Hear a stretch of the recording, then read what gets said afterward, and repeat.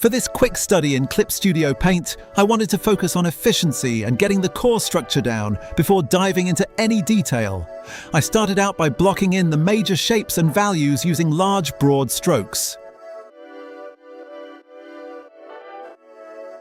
When you begin a portrait like this, it's easy to get distracted by the features too early, but keeping it simple at the start helps ensure the overall proportions and composition are solid.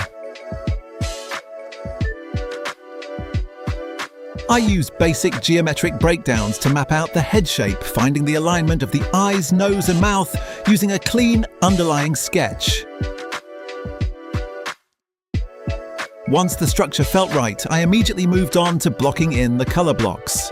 My main goal here was to establish a clear temperature contrast.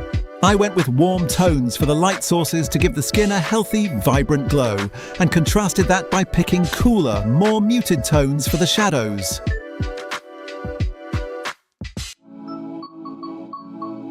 This warmth to cool transition is what really gives a digital portrait its depth and stops the shading from looking muddy or flat.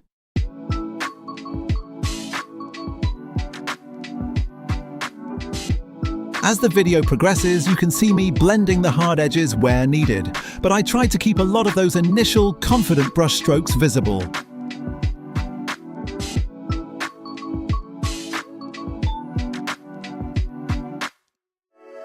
I added some subtle redness around the cheeks and nose to bring life to the face, and finished by refining the eyes and hair just enough to create a focal point.